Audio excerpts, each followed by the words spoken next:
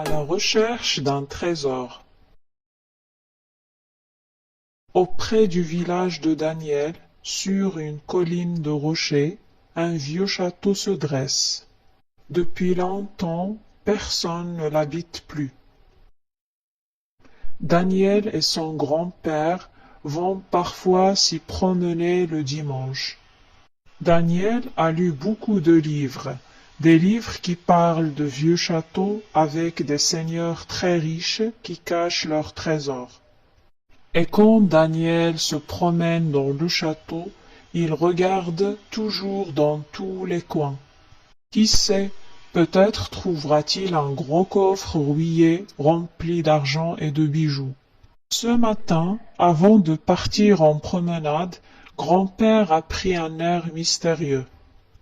Écoute, Daniel, j'ai fait un rêve cette nuit. J'ai rêvé du château et d'un trésor. Je voyais le seigneur très riche et très avare. Il était vieux et avait peur des voleurs. Sais-tu ce qu'il avait fait dans mon rêve? Il est parti enterrer tout son argent au pied d'un arbre, dans la campagne. Pour pouvoir le retrouver, il a écrit sur un papier le chemin qu'il avait suivi. Puis, il a caché le papier dans un trou du mur près de la grande cheminée. Et puis, demande Daniel, c'est tout, car je me suis réveillé alors. Mon rêve était fini.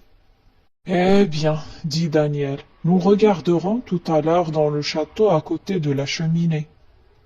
Peut-être que nous trouverons le papier qui nous conduira jusqu'au trésor. Je vais prendre ma petite pelle.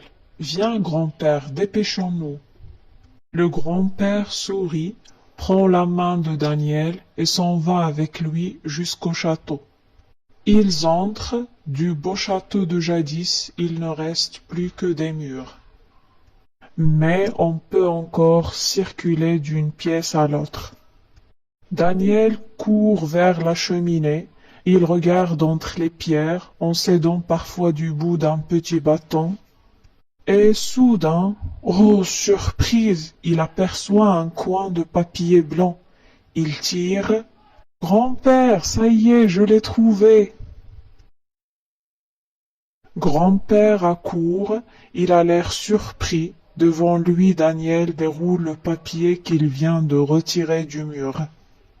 C'est un plan où l'on voit le château, le village, des rivières, des maisons, des arbres, des chemins partout vers le nord, vers l'est, vers l'ouest, vers le sud.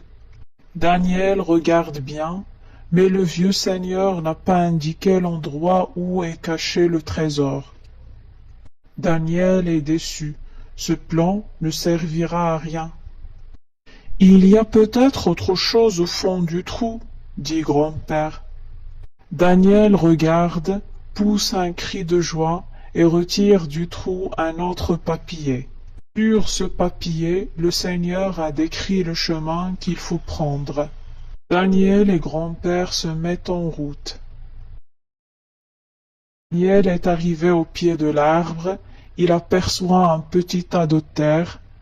Il creuse avec sa petite pelle. Au bout de quelques minutes, la pelle frappe un objet métallique. C'est le coffre, grand-père, c'est le trésor. Du fond du trou, Daniel soulève un petit coffret de fer qui a l'air tout neuf. Il l'ouvre sans difficulté, car le coffret n'est pas fermé à clé. Et dans le coffret, il trouve un gros paquet de bonbons avec une petite carte. Bonbons pour Daniel, signé grand-père.